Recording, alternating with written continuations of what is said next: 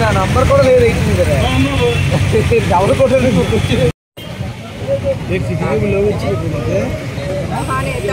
YS Rajasekhara Reddy గారి జయంతి వేడుకలు ఇక్కడ జరుగుతున్నాయి 34వ వార్డులో. మరి ఇక్కడికి చేసిన వార్డు నాయకులకు, కార్యకర్తలకి అందరికీ కూడా పేరు పేరున ధన్యవాదాలు తెలియజేసుకుంటున్నాను. అలాగే మీడియా మిత్రులకు కూడా ధన్యవాదాలు తెలియజేసుకుంటున్నాను. మరి ఈరోజు ఆ మహానేతని ఈ రోజు వరకు కూడా, ఈ రోజే కాదు ఎప్పటికీ ఎవరు మర్చిపోలేరు. ఎందుకంటే అంత మంచి పరిపాలన ఆయన అందించారు. మనందరికీ తెలిసిన విషయమే. ఒక ఆరోగ్యశ్రీ కానీ, ఫీజు రీయింబర్స్మెంట్ కానీ, ఏదైనా సరే మన రాజశేఖర రెడ్డి గారు పెట్టిన పథకాలే. మరి ఈరోజు లోకేష్ గారు అంటున్నారు సంక్షేమ పథకాలు మీరు పెట్టడం ఏంటి, మేము ఎప్పుడో పెట్టేస్తాం, మా తాతగారు పెట్టారు అంటున్నారు. మీ తాతగారు పెట్టారు ఓకే, మరి మీ నాన్నగారు ఏం పెట్టారు?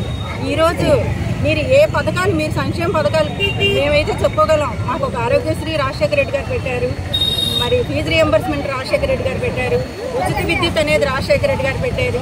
మరి ఇవన్నీ మేము చెప్పుకోగలం. మరి మీరు ఏ పథకాలు పెట్టారని మేము చెప్పుకోగలని ప్రశ్నిస్తున్నాం. మరి ఈరోజు పరిస్థితి చూస్తున్నాం ఎంత దారుణంగా ఉందంటే, మోసాలు, అబద్ధాలు. చంద్రబాబు నాయుడు గారు మరి ఏవైతే హామీలు ఇచ్చారో ఈ రోజు వరకు ఏవీ నెరవేర్చలేదు. ఇది మనందరికీ తెలిసిన విషయమే. ఏమంటే అంటున్నారు మేము గ్యాస్ సిలిండర్లు ఇచ్చాం, అమ్మఒడి ఇచ్చాం, తల్లికి వందనం ఇచ్చామని. గ్యాస్ సిలిండర్లు ఎవరికి ఇచ్చారు మీరు? ఈ రోజుకి సంవత్సరం మీకు పూర్తయింది, మీరు ఇస్తామన్న 3 సిలిండర్లు ఎక్కడ? మీరు అమ్మఒడి కానీ, అలాగే మా రాజశేఖర రెడ్డి గారు ఈరోజు మేము ఈ రోజు వరకు చెప్పుకోగలుగుతున్నాం ప్రతి ఒక్కరం కూడా, ఆరోగ్యశ్రీ అని, ఫీజు రీయింబర్స్మెంట్ అని. మరి మా జగనన్న ఈరోజు మీరు ఇస్తున్న తల్లికి వందనం ఎవరు పెట్టింది? ఈరోజు మీరు ఇస్తామన్న 1500 మహిళలకు ఇస్తామన్నారు, అది ఎవరు పెట్టింది?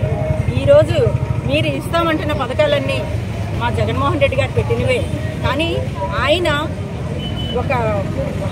ఇచ్చిన మేనిఫెస్టోని ఆయన ఒక ఖురాన్గా, బైబిల్గా, భగవద్గీతగా భావించి ప్రతిదీ కూడా ఆయన అమలు చేశారు. మీరు అబద్ధం మోసాలు.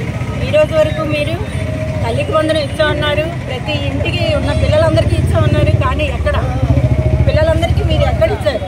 ఈరోజు మీరు గుండెల మీద చేసి చెప్పండి, మేము జగన్మోహన్ రెడ్డి గారు